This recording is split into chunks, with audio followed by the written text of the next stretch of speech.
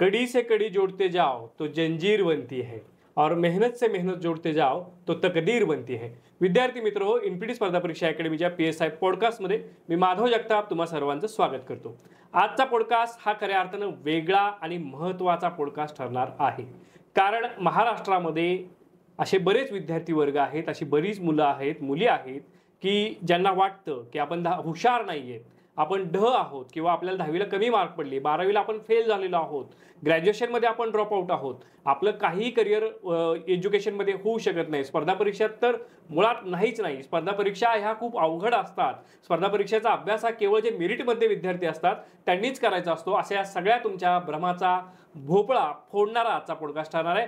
कारण आज आपल्यासोबत जे जोडले गेले आहेत प्रीतम कुद्रे सर, त्यांचं मी या PSI पॉडकास्टमध्ये स्वागत करतो. प्रीतम सर, खूप खूप स्वागत आहे. आणि प्रीतम, तुमचं खूप खूप अभिनंदन सुद्धा की PSI यापदी तुमचं सिलेक्शन MPSC मधून झालं आणि या महत्त्वाच्या तुमच्या स्वप्नाला तुम्ही अचीव केलेलं आहे. आणि असेच जे व्ह्युअर्स आज बघतायत, ह्या व्हिडिओ जे बघणारी मुलं आहेत, त्यांना तुम्हाला माझी विनंती राहील की तुमचा एकंदरीत हा प्रवास स्पर्धा परीक्षांचा कसा राहिला, यशापर्यंत तुमचा प्रवास कसा राहिला, याची कहाणी आज तुम्हाला इथे उलगडायची आहे. आणि त्यांना सुद्धा एक मार्ग दाखवायचा आहे की बाबा परिस्थिती कशीही असू द्यात, आपण जर मेहनत घेतली, आपण जर जिद्द ठेवली तर यश जे आहे ते आपल्याला हमखास मिळतं, म्हणजे मिळतंच.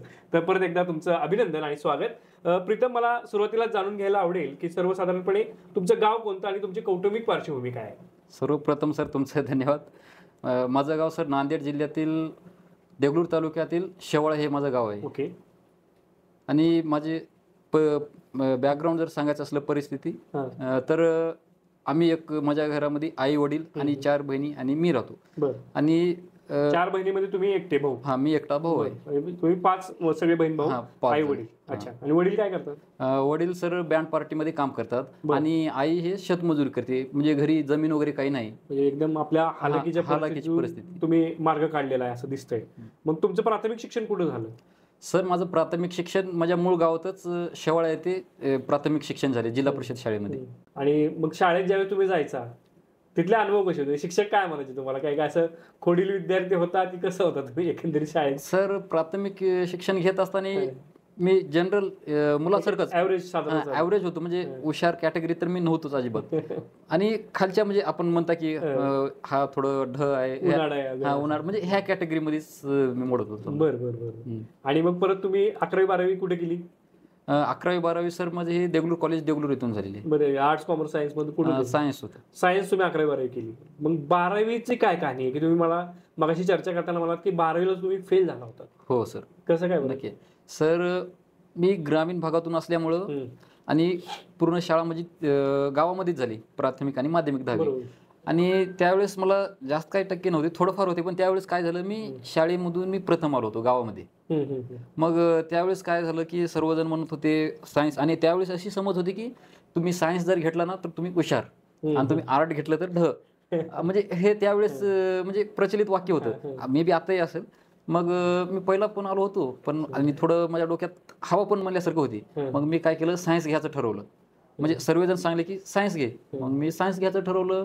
मग झालं असं की कॉलेजमध्ये गेलो. कॉलेजमध्ये गेल्यानंतर ॲडमिशन वगैरे केलं देगलूर कॉलेजला. मग सायन्समध्ये घेतल्यानंतर काय, जनरल सायन्स घ्यायचं का क्रॉप सायन्स घ्यायचं, हा प्रश्न पडला होता. कारण का मला मॅथ अवघड जायचं.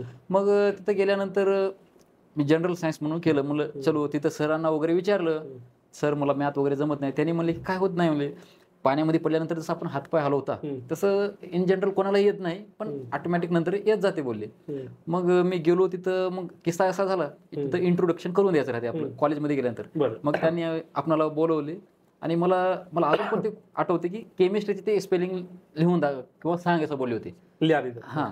मग मी काय केलं, केमिस्ट्री हे शी पासून असते मला माहित नव्हतं त्यावेळेस. मी के पासून सांगलो होतो की केमिस्ट्री असते. मग त्याने म्हणले की असं नाही, केमिस्ट्री शी पासून असते. मग अजून दुसरा क्वेश्चन विचारला त्यांनी, फिजिक्स विषयाची स्पेलिंग घेऊन टाक. आणि आपण प फ ब हे लिहितो. मी तिथं F पासून सांगलं. त्यांनी म्हणलं F पासून पण नाही, ते P पासून असते. म्हणजे हा आपल्या 11वी 12वीची परिस्थिती सायन्स घेतल्यानंतरची. मग मला वाटलं की बाबा आता हे आपल्या म्हणजे डोक्याच्या वर झालं. हा, आपली बस की बात नाही. मी घ्यायला घेतलं. मग मी लगेच सरांना काही दिवसामध्ये गेलं की सर म्हणलं मला काही सायन्स झपत नाही, मी आर्टला ऍडमिशन घेतो. मी बोललो, म्हणजे कारण का स्वतःच आपल्याला समजते की बरोबर आहे, आपलं आपली होते क्षमता आपण ओळखली नाही. पण सरांनी म्हणलं की नाही, म्हणलं कोणालाच काही येत नाही आणि तुम्ही ग्रामीण भागातून आल्यामुळे तुम्हाला काही माहिती नाही, म्हणले तुम्ही 11वी कंप्लीट करा.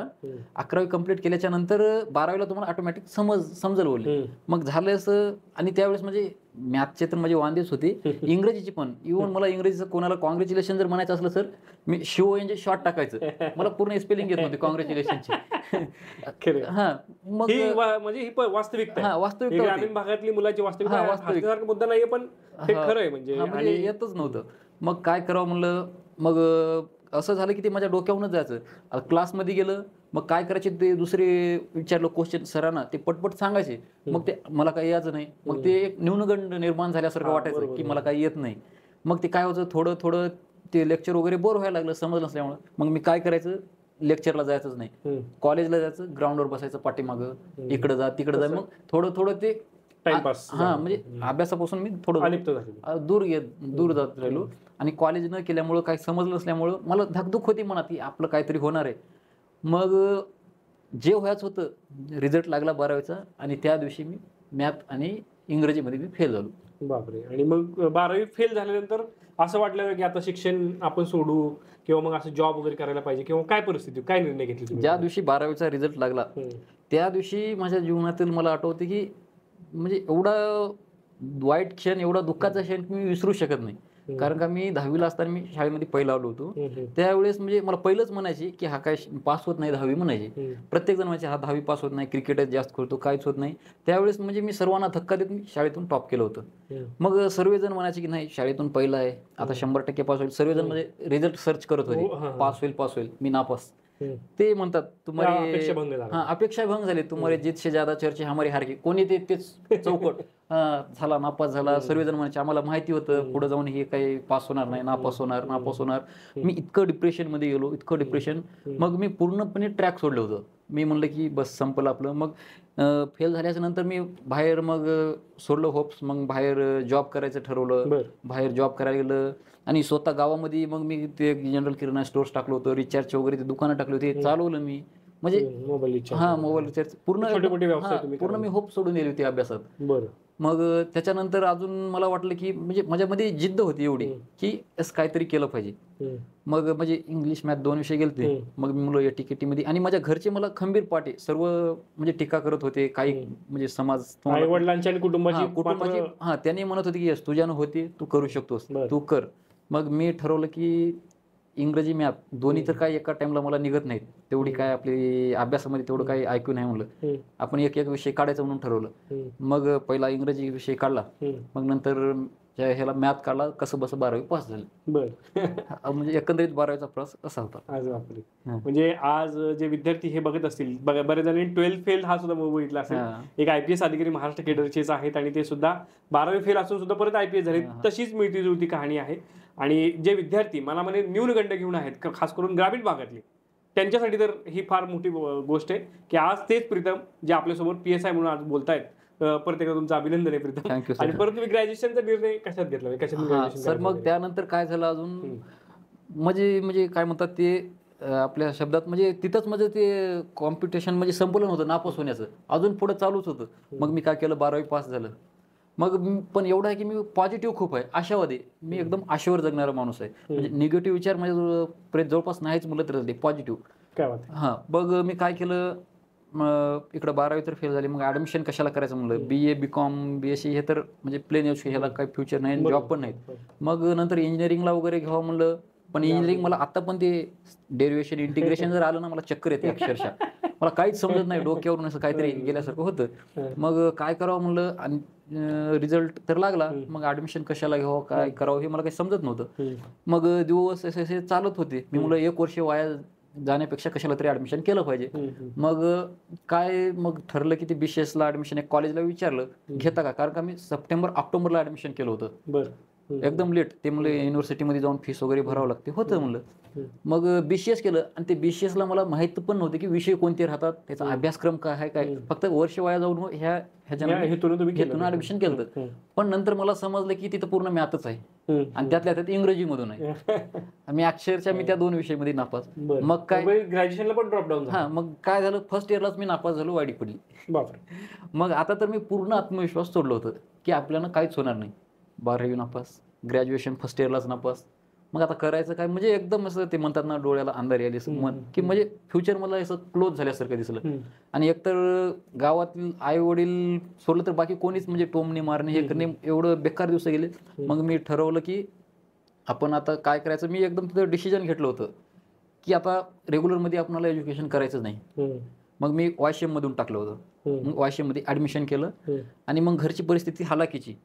मग आता काय करायचं, तर मग मी म्हणलं की पार्ट टाइम करत अभ्यास वगैरे करावा असं माझा प्लॅन होता.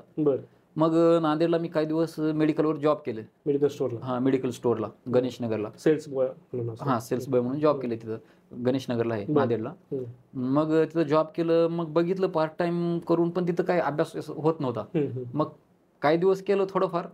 मग नंतर इंटरेस्ट निघून गेला. मग म्हणलं की आपण कंपनीमध्ये जॉब वगैरे करायला पाहिजे, ट्राय करायला पाहिजे, म्हणजे बदलला.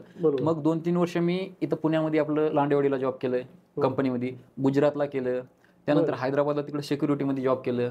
काय गोष्ट. हा, मग हे सगळं तुम्ही ट्रॅक सोडूनच गेला? हा, पूर्णपणे ट्रॅक सोडलं होतं. हा, पूर्णपणे. मग म्हणजे 2-3 वर्ष असेच गेले. मग फायनल इयरला असताना असं वाटलं की म्हणजे आत म्हणजे कुठेतरी माझ्या इच्छा होती, जिद्द होती, तळमळ होती की आपण काहीतरी केलं पाहिजे. आणि पहिलं मला काही समजत नव्हतं, घरची परिस्थिती, ते एकटा मी असल्यामुळे ते थोडं लाड वगैरे करायचे. पण नंतर मला घरची परिस्थिती समजू लागली की आपल्या घरची काय परिस्थिती आहे काय नाही. हा, म्हणजे घर चालवतात, आई मजुरी करून हे करते. मग काहीतरी करण्याची माझ्यात थोडं जिद्द निर्माण झाली. मग जिद्द निर्माण झाली. मग मी ठरवलं की काही ना काही आपल्याला करायचंय. मग लास्ट इयरला मी असं जवळपास ठरवलंच होतं. मग 2019ला माझी डिग्री जूनमध्ये वाशिमची कंप्लीट झाली.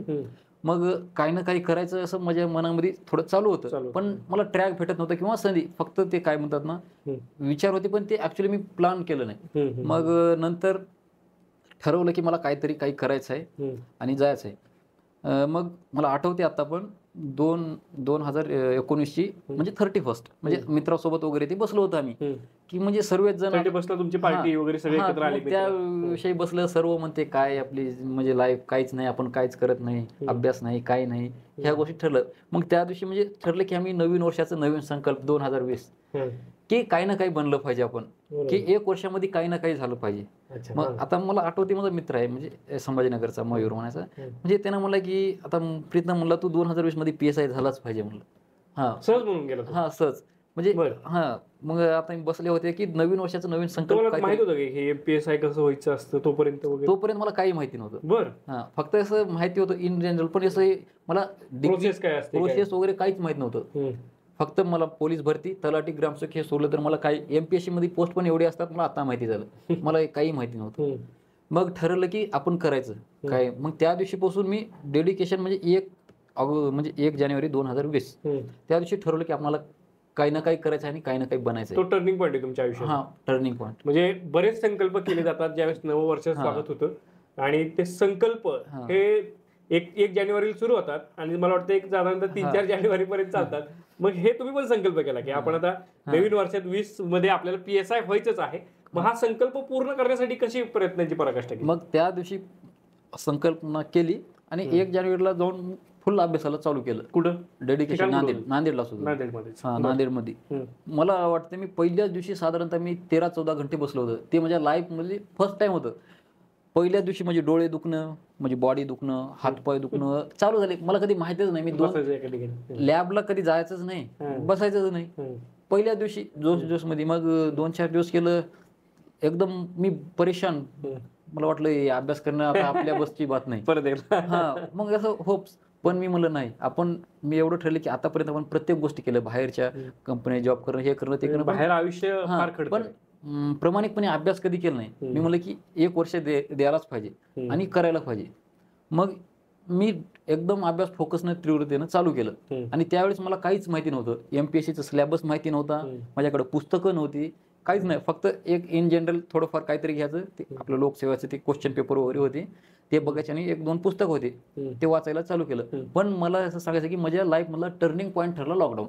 म्हणजे प्रत्येक ते आपल्याला म्हणतात ना की पडत्या काळात सुद्धा संधी निर्माण होतात, तुम्हाला ते कॅप्चर करता आली पाहिजे. बरोबर. तर माझ्या लाईफ मधला टर्निंग पॉईंट काय असेल तर ते आहे लॉकडाऊन. बरोबर आहे. लॉकडाऊन काही काही आव्हानं किंवा काही संकट संधी सुद्धा घेऊन येतात. संधी फक्त साधता आली पाहिजे. मग ते झालं असं की लॉकडाऊन लगेच पडलं ना फेब्रुवारीच्या आसपास. सर्वजण पुण्याचे, नांदेडचे जे कोणी असेल ते सर्वजण गावाकडे जात होते लॉकडाऊन मध्ये. म्हणजे कोरोना व्हायरस आला, चला गावाकडे जाऊ. मग सर्वजण गावाकडे येत होते. मग मी म्हणलं की हे आपल्यासाठी सुवर्ण संधी आहे, कारण का संपूर्ण जण गावाकडे जातात.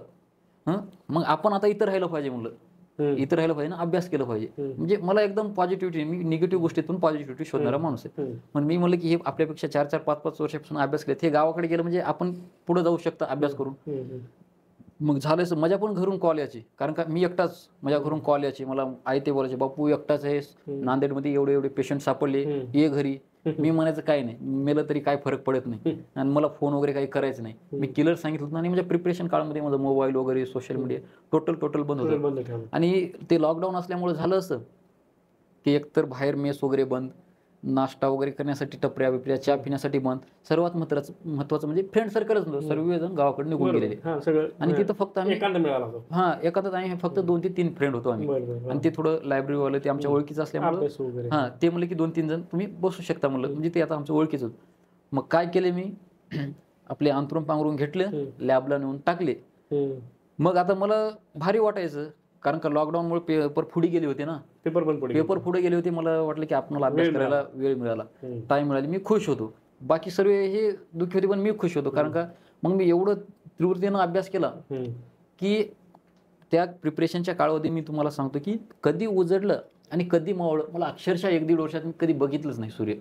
बापरे. कधी उजडला कधी मावळं, उठलं अभ्यास, झोपलं अभ्यास, उठलं अभ्यास, झोपलं अभ्यास. पुस्तक सोबतच राहायचे आणि लॅबमध्ये झोपायचं, कोणीच नव्हतं, प्रश्नच नव्हता. मुलं सर्व गावाकडे आणि जेवणा बिवणाचाही प्रश्न नव्हता, जिकडे तिकडे बंद, नाश्ता करण्याचा नव्हता, कस तर आजूबाजूला इकडे तिकडे एक टाइम खायचा, नाश्ता बिष्टा पण काय नव्हतं, चहा पिणं, टाइमपासच नव्हता, ओनली अभ्यास अभ्यास अभ्यास. मग मी अभ्यास पण अशा पद्धतीनं केलं की मला माहित होतं आपल्यापेक्षा 5-5, 6-6 वर्षापासून मुलं तयारी करतात आणि त्यांना अक्षरशः पुस्तकं पाठ आहेत. पण त्यांना जर ओव्हरटेक करायचं असेल तर आपल्याला त्यांच्यापेक्षा वेगळं काहीतरी करावं लागणार आहे. काय वेगळं केलं मग तर मी वेगळं काय केलं सर, की मी काय केलं, आता माझा जे काही अभ्यास करण्याचा कालावधी असेल, मी म्हणजे यूट्यूब म्हणा इकडं तिकडं किंवा तुमच्यासारख्या योग्य मार्गदर्शकांचं मी काही व्हिडिओ ते बघून ठरवलं की क्वेश्चन पेपर महत्वाचे आहेत एमपीएससी साठी, पीवायक्यूचं महत्व. मग मी काय केलं की पहिलं सुरू क्वेश्चन, म्हणजे मी एकंदरीत जितका अभ्यास केलं त्याच्यामध्ये 60% मी पुस्तक वाचायचे आणि 40% मी टेक्निकल अनालिसिस करायचं. म्हणजे क्वेश्चन पेपर पाहणं, क्वेश्चन पेपर अनालिसिस करणं, क्वेश्चन पेपर सोडवणं, पण आयोगाचे. मग झालंय असं की लॉकडाऊन मध्ये आता माझ्याजवळ जास्त मटेरियल पण नव्हता, जेमतेम पुस्तकं होते आणि आयोगाचे क्वेश्चन पेपर होते. मला एवढा फायदा झाला की 2011 पासून 2020 पर्यंतचे एमपीएससी थ्रू घेणारे कोणतेही पेपर असो, राज्यसेवा असो, ॲग्री असो, इंजिनिअरिंग असो, कंबाईन असो, काही असो, क्वेश्चन पेपरचं मी इतकं अनालिसिस केलं होतं की अक्षरशः पूर्ण पाणी. आता तुम्ही जर मला म्हणलं की 2014चं तुम्ही ॲग्रीचं म्हणजे त्या सिलेबसला जर असलं आपण इतिहास भूगोल कोणतं की हा क्वेश्चन सांग, तर 17 नंबरचा मी तुम्हाला क्वेश्चन सांगू शकतो. तुम्ही मला की 2011चं राज्यसेवेचं इतिहासचं हा क्वेश्चन सांग, तर मी ऑप्शन सांगून उत्तर सांगू शकतो. मी एवढं अक्षरशः त्याचं पाणी केलं होतं. म्हणजे काही विचारा तुम्ही, काही विचारा, कोणतंही विचारा, पूर्ण ते 21,000चं ते ठोकळा होतं ना, ते आपण पूर्ण पाठ, कुठलंही विचारा काही, आणि ते पाठच नाही तर त्याच्याकडे बघायचं अनालिसिस. आणि मी आता माझा फर्स्ट अटेम्प्ट होता आणि फर्स्ट अटेम्प्ट मध्ये मी मॅथ स्किप करून मी 60 मार्क घेतले होते प्रीला. मॅथ स्किप करून, मॅथ अवघड जाते आपल्याला, मॅथ सोडवायचं. मला मॅथ येतच नव्हतं, मी 12वी नापास, डिग्री नापास. मग ह्याचं काय, मी एक क्वेश्चन 5 प्रकारे सोडायचं, म्हणजे क्वेश्चन स्किप करायचा माझ्याजवळ प्रश्नच नव्हता. म्हणजे समजा इतिहासाचा प्रश्न आहे, मग तो 5 प्रकारे सोडवण्याचं म्हणजे काय करायचं? 5 प्रकारचे म्हणजे पहिलं सुरू आपलं अभ्यास, म्हणजे आपल्या अभ्यासाच्या जोरावर आपलं नॉलेज ते झालं. मग दुसरा ऑप्शन इलिमिनेशन झालं.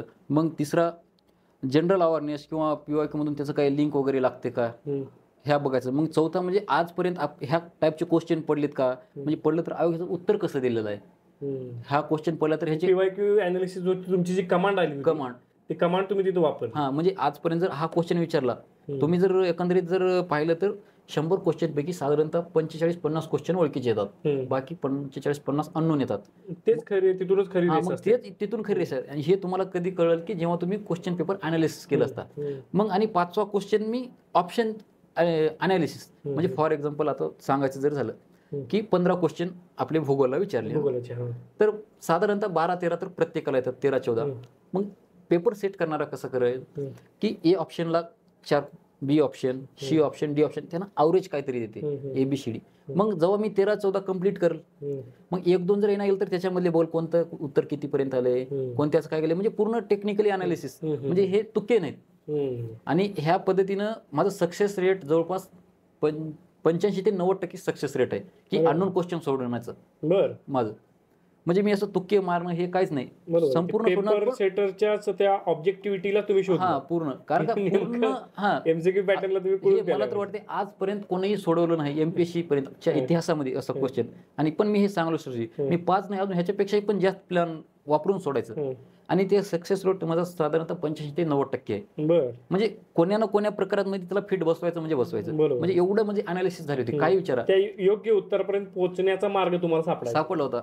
आता मला तुम्हाला सांगायला मला स्वतःचा मला अभिमान वाटेल की राज्यसेवाचा मी कधीच अभ्यास केला नाही, कधीच अभ्यास केला नाही, आणि त्याचा सिलेबस सुद्धा मला माहिती नाही. आणि 2021ची माझी पहिली राज्यसेवा होती, समजा मी प्री दिलेली.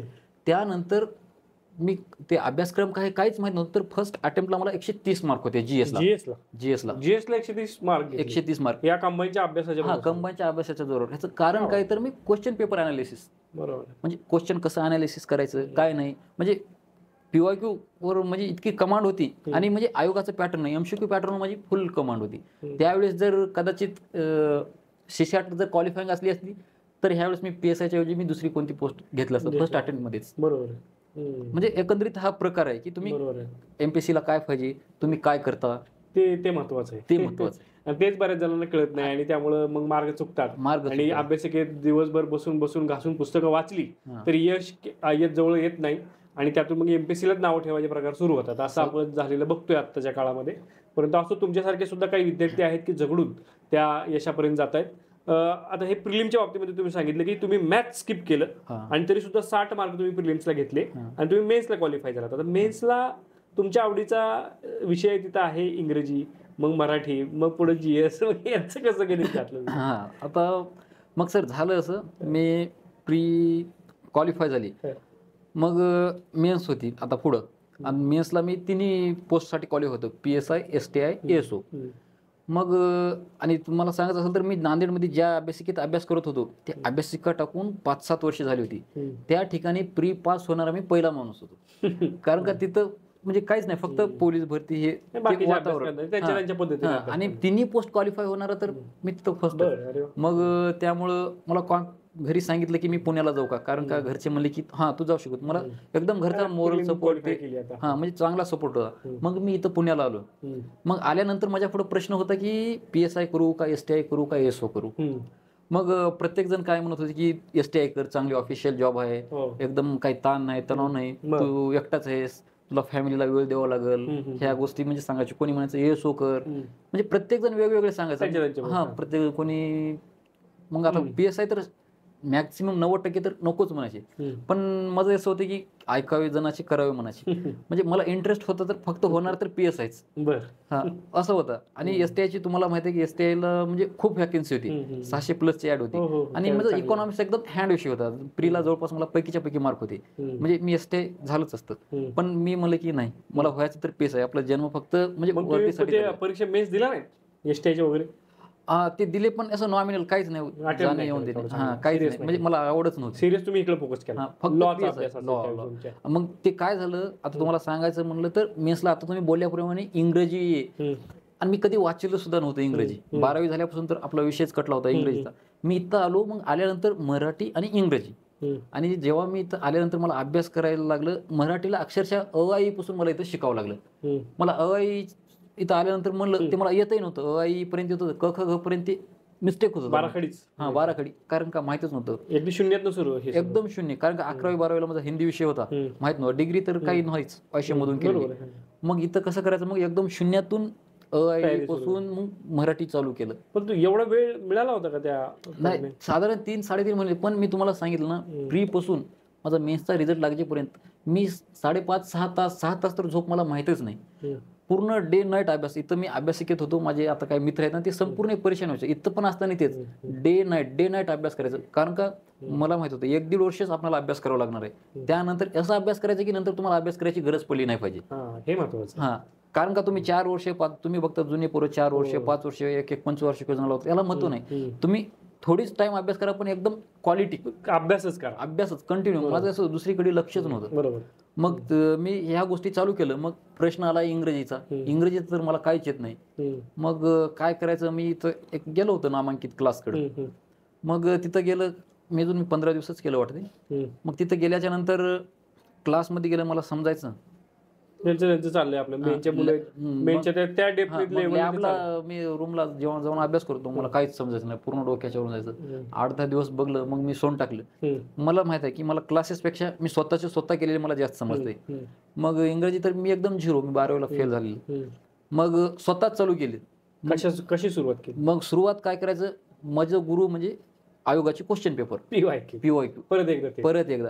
मग PYQ काढले आणि PYQ चालू केले. हा, तिथं पण अनालिसिस, कसं कर, उत्तर काय दिलं, क्वेश्चन विचारण्याची पद्धत काय काय नाही, पूर्ण आपलं व्होकॅब्युलरी पाठ, पूर्ण असं तोंडपाठ काही होते, किती वाचायला होते, काही करू दे. मी ठरवलं होतं अभ्यास करून झिजलं, तुटलं, फुटलं तरी चालेल, पण काय न करता गंजून जाऊ नये. बरोबर. मी हे ठरवलंच होतं की बस काही न करता गंजायचं नाही, अभ्यास करून तुटा फुटा काही व्हा. बरोबर. यश मिळणार. यश मिळणारच. आणि मग ते व्होकॅब्युलरी तुम्ही पाठांतरावरती व्होकॅब्युलरी, मग ग्रॅमरचं वगैरे जसं जमलं तसं ऑप्शन. मी सर्वात जास्त मला MPSC मध्ये ऑप्शन एलिमिनेशन सक्सेस केलेलं. म्हणजे टेक्निक, म्हणजे कसं करायचं, काय नाही, उत्तर कशी सोडवायची. PYQ वरची कमांड. PYQ वरची कमांड म्हणजे एकदम परफेक्ट. मग जमलं का मग ते इंग्रजीचं? जमलं, म्हणजे चांगल्यापैकी, म्हणजे ॲव्हरेज मार्क आहे. बरं. आणि लॉ? लॉला काय झालं, मग लॉ मी सेल्फ चालू केलं. मग नंतर इकडे ते उत्तम पवार सरांकडे वगैरे गेलो होतं. मग त्यांच्याकडे काही लॉ केलं, नोट्स वगैरे त्यांची हे केलं. मग लॉ पण चांगला झाला. मग एकंदरीत मेन्सचा पेपर दिला. पण मेन्सला पण मला वाटायचं की मला स्कोअर कमी आहे असं वाटायचं. पण जेव्हा कट ऑफ लागला त्यावेळेस मग मला 35 मार्कची लीड होती. मग मला वाटलं नाही, आपल्याला अवघड गेलं नाही, पेपरच सर्वांनाच अवघड गेला. बरोबर. मग त्यापुढे मग आता ग्राउंडची तयारी चालू. फिजिकलचं आधी व्यायामाची सवय होती, व्यायाम करत होतात का? मग आता झाली लीड आली, मग तिथून फिजिकल सुरू केलं, काय केलं? मी पहिलं जिम वगैरे जाणे, हे मला स्वतःविषयी फिटनेस राहण्याबद्दल मला खूप आवडते. पहिले व्यायामात होता. मी व्यायामात. पण MPSCचा अभ्यासक्रम जेव्हा चालू केला वगैरे, ह्या काळामध्ये सर्व सोडलेलं होतं मी. बरोबर. काहीच नव्हतं, फिजिकल वर्कआउट काही नव्हतं, एकदम 0. पण माझं एक ड्रीम होतं की आपण MPSCचं PSIचं जेव्हा ग्राउंड देईल त्यावेळेस 100 पैकी 100 मारायचं हे माझं ड्रीम होतं. आणि मी STI ASO ह्यासारखे पोस्ट सोडून मी इकडे PSI प्रिपरेशन लावलं होतं. आणि आमची बॅचला असं होतं की फर्स्ट टाइम आमचं क्वालिफाईंग होतं ग्राउंड. आणि आमच्या पहिली बॅच, आमच्या पहिलं काय होतं की मार्क काउंटिंग व्हायचे. मग आमचं झालं असं की क्वालिफाईंग होते 60 मार्क.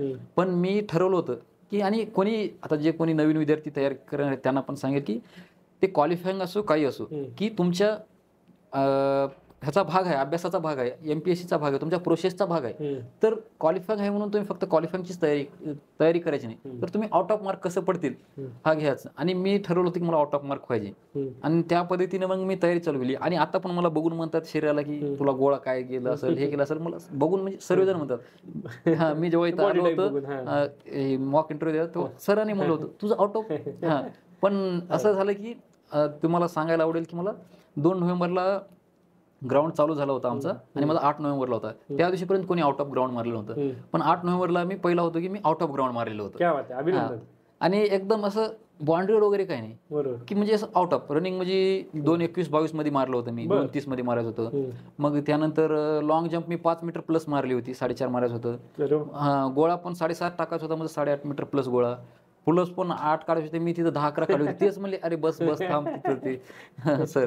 म्हणजे एकदम सर्व गोष्टी म्हणजे एक्सलेंट. आणि इथं ही तयारी कुठे केली पुण्यात, आणि मग त्यावेळेसचा डाएट कसा होता किंवा कसं? हा सर, हे तयारी टेक्निकल मुद्दे असतात ग्राउंड मध्ये. हो 100% सर. मी इथं ग्राउंड आहे आपले महाराष्ट्र मंडळ अंकुश घोगे सर यांच्याकडे मी केलं होतं. छान आहे त्यांच्याकडे. हा छान आहे. आणि स्वतःच मी ऑलरेडी पहिल्यापासून मला फिजिकल फिटनेस असल्यामुळं म्हणजे मला एवढं काही दाखवलं नाही.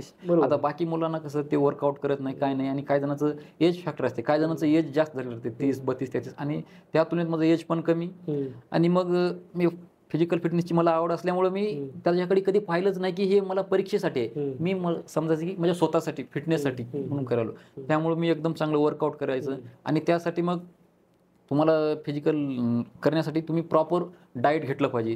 तुम्ही जितकं वर्कआउट करता तेवढंच तुम्हाला डाएट महत्वाचं आहे, जेवढं डाएट महत्वाचं आहे तेवढंच तुम्हाला रेस्ट महत्वाचं आहे. म्हणजे समीकरण आहे प्रत्येक गोष्टी. सगळं व्यवस्थित, हा सगळ्या गोष्टी तुम्ही नियम पाळले. हा नियम पाळले प्रत्येक. प्रॉपर डाएट करणं, प्रॉपर वर्कआउट करणं, प्रॉपर आराम घेणं. आणि मुलं काय करतात, कधी त्यांना म्हणजे वर्कआउट करून माहिती नसते, पहिल्या दिवशी येणं जास्त पण मग सीन पेनचा त्रास हो, या गोष्टीचा त्रास हो. म्हणजे मी तुम्हाला सांगेल की आजपर्यंत मी टॅबलेट सुद्धा घेतली नाही साधी. कधी मला सीन पेनही झाला नाही, कधी काही नाही, काही नाही. म्हणजे इथल्या मुलांना माहिती होतं महाराष्ट्रामध्ये मी लॉंग जम्प वगैरे मारताना सर्वजण म्हणजे परेशान व्हायचे सर. म्हणजे एकदम छिपदिशा वाऱ्यासारखं असं. हा म्हणजे ते आउट ऑफ 4.5 असेल तर म्हणजे 5.5 पडून जायचे. म्हणजे ते म्हणतात ना अर्ध्या रात्री जरी उठलं तर म्हणजे उडीचं सर्व. म्हणजे सगळ्यात महत्वाची आहे तुमची इच्छाशक्ती. हा इच्छाशक्ती आहे का नाही? म्हणजे तुमच्याकडे फिजिकल स्ट्रेंथ असो नसो, काही गोष्टी असू दे, पण तुमची इच्छा पाहिजे की ते आपल्याला गाठायचंय. तर ते हे समोर तुमचे आहेत प्रीतमचं उदाहरण. बरोबर आहे. आता पुढचा मुद्दा होता मुलाखतीचा. PSI ही म्हणजे नॉन गॅजेटेड मध्ये एकमेव पोस्ट आहे अशी की ज्याला मुलाखत आहे. त्याचं दडपण होतं का, किंवा त्याची तयारीचा काय भाग कसा होता? हो सर, कारण का म्हणजे पहिलाच इंटरव्ह्यू असल्यामुळं मी थोडं नर्वस होतो की कसं होईल आपलं काय नाही. पण मी फिजिकल आउट ऑफ मारलं होतं, त्यामुळे स्वतःच एक कॉन्फिडन्स होता, आत्मविश्वास होता की येस म्हणजे दुसऱ्यापेक्षा आपल्यात काहीतरी वेगळं आहे. ओके. हा की आपण सांगू शकता की बाबा क्वालिफाईंग असेल तरी आपण आउट ऑफ मारले आहे. म्हणजे स्वतः एक कॉन्फिडन्स होता. आणि इंटरव्ह्यूची तयारी पण मी एकदम चांगल्या पद्धतीने केली होती. म्हणजे ग्रॅज्युएशन विषय असलं काही असलं. आणि तुम्हाला सर्व सगळे मुद्दे होते त्याच्यात. बरं, तुमचा संघर्ष होता 12वीचा ग्रॅज्युएशनचा सर्व. मग मी प्रत्येक टप्प्यावर मी त्या पद्धतीनं अनालिसिस करून मी उत्तरं काढली आणि एकदम परफेक्ट मी तयारी करून गेलो होतो. आणि जे PSI ला वगैरे मुलं आहेत त्यांना आणि MPSC क्षेत्राशी निगडीत त्यांना सर्वांना माहित आहे की वाघ सरचं पॅनल काय. आणि मला वाटायचं दुसऱ्याचं ऐकून की कोणाचंही पॅनल आलं तरी चालते, पण वाघ सरचं याचं नाही. नेमकं तेच पॅनल का? मग झालं असं की ज्या दिवशी मी इंटरव्ह्यूला गेलो, मला माझा 15 मार्चला इंटरव्ह्यू होता, की मला वाघ सरचाच पॅनल आला. मी म्हणलं अब तो हम तो गए काम से. म्हणजे सर्वजण गेले की एकदम असं निराश होणे, असे हताश, एकदम असं खंदे पडलेले वगैरे. त्या दिवशी मी म्हणायचं मी तर गेलो बा, माझं काही खरंच नाही. मग झालं असं. पण नंतर म्हणलं काय होते, मित्र पण म्हणले तू टेन्शन घेऊ नको एवढं होते. पण असं वाटत होतं. मग मी आतमध्ये जायच्या तेव्हा मी सर्व विसरून गेलो, काय नाही म्हणलं, चला एकदम पॉझिटिव्ह, ते पुढची माणसंच आहे, ते तर आपल्याला काही खाणार नाही. मग एकदम पॉझिटिव्ह गेलो. जसं आतमध्ये गेलं मी एकदम असं हसत खेळत एकदम जबरदस्त. आणि तिथं इंटरव्ह्यूला गेल्यानंतर समजलं की पाठीमागे एकदम असं 20 फूटची मोठी असं विंडो काचाची, पाठीमागं खाडी, मस्त झाड वगैरे जाणं, नारळाची झाडं, एकदम व्ह्यू भारी. मग जे काही असं मुलं सांगत होते की सर असे तसं, ते गोष्टी काहीच नव्हत्या. मी तिथे गेले की एकदम एवढा जबरदस्त इंटरव्ह्यू गेला की म्हणजे साधारणतः 15-16 मिनिटं माझा इंटरव्ह्यू. कोणत्या मुद्द्यावरती जास्त फोकस झाला तुमचा इंटरव्ह्यू? मी जेव्हा आतमध्ये गेलो मग त्यांना विश वगैरे केलं. मग तिथं गेल्याच्या नंतर झालं असं की तिथले जे SP सर होते की त्यांनी आमच्या देगलूर तालुक्यात तिकडच्या एरियामध्ये ते 5-6 वर्ष सर्व्हिस काम केलेले. मी गेल्याबरोबर त्यांनी म्हणले कुठून आलात. मी सांगितलं मी नांदेड जिल्ह्यातून देगलूर तालुक्यातून शेवाळा. मी सांगल्याबरोबर त्यांनी माझ्या गावचं किलोमीटर सांगितलं, तुझं गाव 25 किलोमीटर आहे म्हणले. मी म्हणलं अरे यांना तर सर्वच माहिती आहे. मग ते आता माझं गाव सर महाराष्ट्रातील शेवटचं गाव आहे. म्हणजे तिथं लगेच तेलंगणा चालू होते. फक्त 2-3 किलोमीटर मध्ये फक्त नदी आहे, मांजरा नदी. त्याच्यानंतर इकडं कर्नाटक, आमच्या तालुक्याला दोन्ही बाउंड्री टच होतात. मग त्याने ते स्टेटचं हे विचारले, पहिला गाव, त्याच्यातले रस्ते. आणि तिकडे त्या सरांना SP सरांना एवढं माहिती होतं की ते पूर्ण देगलूर शहरातले रस्ते, नाले, मंदिरं हे टोटल सांगितले. हे रस्ता इकडे जाते, ते नाही पूर्ण म्हणजे महाराष्ट्र, तेलंगणा त्यातलं फरक. त्यानंतर एकंदरीत अजून कायदे मला नवीन कायदे जुने कायदे म्हणजे वाघ सरांचं पॅनल होतं की त्यांनी मला म्हणले की नवीन कायदे आणायची गरज काय आहे काय नाही, म्हणजे क्रॉस क्वेश्चन जास्त होती. IPC CRPC बदलल्या गेल्या. हा, म्हणजे त्यांनी म्हणले हे आणलं तर यांचे फायदे काय, ह्याचे म्हणजे नवीन काय बदल केले, मी सर्व गोष्टी सांगितलं यांना.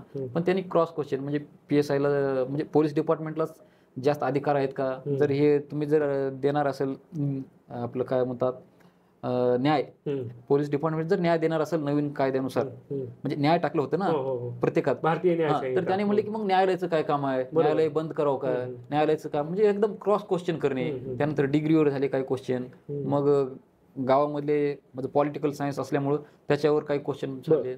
मग त्याच्यानंतर तलाठी, ग्रामसेवक, कोतवाल ह्या सिस्टमवरती झाले त्याचे हे म्हणजे बऱ्याच कॉन्फिडेंटली उत्तर दिली. मी एकदम कॉन्फिडेंटली दिली, मस्त असं हसत खेळत, म्हणजे मला भारी वाटलं. बरं, अरे वा. आणि ह्याची पूर्वतयारी म्हणून मॉकचं कशी तुमची प्रोसेस होती सर्व? हा, ह्याची मॉकची तरी मला सांगायला वाटेल की मी म्हणजे तुमच्याच इथं अकॅडमीला आलो होतो इन्फिनिटीला, आणि आपले तुम्ही होते, अजून आपले सर आडसूळ सर होते, त्यांना तर म्हणजे देव माणूस, म्हणजे एकदम असं पॉझिटिव्ह बोलणं, पॉझिटिव्ह सांगणं, पॉझिटिव्ह कमेंट करणं, त्याचा खूप फायदा झाला मला. हा, म्हणजे भारी गेला एकंदरीत. आता हे सगळं प्रवास झाला, हा सगळा संघर्ष झाला, आणि तिथून पुढचं प्रीतम पूर्ण चित्र बदललं. हो सर, तुमचा जल्लोष सुद्धा महाराष्ट्रानं बघितलाय. अगदी प्रीतमचे व्हिडिओज त्यांच्या इंस्टाग्रामवरती मिलियन्स मध्ये गेलेले आहेत, आणि सेलिब्रेशन सुद्धा ठरवून केलेलं आहे अगदी. ते काय प्रकार आहे नेमकं? सर कसं आहे बघा, म्हणजे माझे आई वडील, म्हणजे आई दुसऱ्याच्या, ज्या वेळेस माझा 10 एप्रिलला रिझल्ट लागला त्यावेळेस मी पहिला कॉल केला म्हणजे वडिलांना. त्यावेळेस माझे वडील स्वतः म्हणजे बँड पार्टीमध्ये तिकडे वाजत होते, आवाज सुद्धा येत नव्हता त्यांना. हा, म्हणजे इथपर्यंत त्या दिवशी सुद्धा आणि आता सुद्धा करतात. आणि आईला कॉल केलं तर आईजवळ तर मोबाईल नव्हता, ते पण दुसऱ्याच्या शेतात कामाला. म्हणजे त्या दिवशी कॉल केलं त्या दिवशी तर ते म्हणजे आनंद अश्रू ते सांगू शकणार. पण आता म्हणजे बाबा बँड पार्टीमध्ये ते काम वगैरे केल्यामुळे ते दुसऱ्याची हे करणं, वरात काढणं, मग हे करतात. मग मी ठरवलं की आपल्याला एवढं कष्टामधून त्यांनी रक्ताचं पाणी आणि हाडाचे लाकडं करून शिकवलेलं आहे, तर मग मी ठरवलं होतं की नाही की माझ्या आई बाबांची मी वरात काढणार मस्तपैकी. आणि तुम्हाला मला सांगायला अभिमान वाटेल की माझ्या गावापासून 3 किलोमीटर अगोदर एक फाटा आहे हिप्परगाव, तिथून मी त्यांची मस्त असं जिप्सी थार मध्ये एकदम ड्रोन कॅमेरे संपूर्ण लावून डीजे लावून त्यांची मी गावामध्ये मी मिरवणूक काढली. अरे वा, म्हणजे ते असं माझ्यासाठी अविस्मरणीय क्षण आहे. म्हणजे आई वडिलांसाठी सुद्धा, म्हणजे सध्या एवढं माझे व्हिडिओ व्हायरल होतात ना, ते प्रत्येक इंस्टाग्राम पेजवाले ते टाकतात, कोलॅबोरेशन करतात, म्हणजे एकदम भारी वाटते ते. म्हणजे अजून पण माझ्या डोळ्यापुढे येते, जो बाप दुसऱ्यांच्या वरातीमध्ये बँड वाजत होता, आज स्वतःची वरात किंवा स्वतःची मिरवणूक निघाली, स्वतःचा एक समोर बँड चालू आहे, ही भावना त्यांना तुम्ही मिळून दिली, हे सगळ्यात मोठं यश आहे. सगळ्यात मोठं त्या म्हणजे आई वडील ज्यावेळेस मला भेटले होते, मी त्यांना असं खांद्यावर घेऊन ते म्हणजे सांगू शकत नाही शब्दात, ते व्हिडिओ सोशल मीडियाला तुम्ही बघू शकता. क्या बात, क्या बात आहे. आणि ही खरंच म्हणजे ही जी तकदीर बनते जे म्हणतो आपण मेहनतीतनं, मी सुरुवातीला बोललो होतो तशी ही तकदीर तुम्ही बनवली, त्याबद्दल परत एकदा तुमचं खूप खूप अभिनंदन. आता प्रीतम जाता जाता आपल्याला एवढंच सांगायचं की आता महाराष्ट्रातला हा जो न्यूनगंड बाळगून जगणारा विद्यार्थी आहे, सर्वसामान्य ॲव्हरेज मुलगा आहे, जो स्वतःला काहीच त्याचं करिअर घडू शकत नाही असं समजतो, ज्या स्टेजमधून तुम्ही घडलेला आहात, तर त्याला तुम्ही काय सांगा? सर एकंदरीत तर मी तुम्हाला सांगितलं तर तुमचं अकॅडमिक इयर आणि MPSC हा डिफरंट आहे पूर्णपणे. तुम्हाला 10वीला 90%, 100%, डिग्रीला ह्याचा इथं काही फायदा नाही. शिरू तुमचं तिकडं किती मार्क असतील, तुम्ही किती हुशार आहात, ते इकडे कामाला येत नाही. कारण का 10वीला 90-96%, 12वीला 90-96% घेणारे मुलं सुद्धा इकडे अजून प्री पास नाहीत, आणि ते मी पाहिलेलं आहे. आणि आमच्यासारखी मी एकदम फेल होत येणारे फर्स्ट अटेम्प्ट मध्ये सर्व गोष्टी पास. त्यामुळं हुशार ढायचं काहीच नसते, फक्त इथं लागते तुमची संयम, तुमची जिद्द आणि तुमचं प्रामाणिकपणा, तुमच्या आई वडिलांच्या कष्टाची जाणीव असणे. ज्यांना आई वडिलांच्या कष्टाची जाणीव आहे ते 100% सक्सेस होणार. बरोबर. आणि असं हुशार ढ काहीच नसते.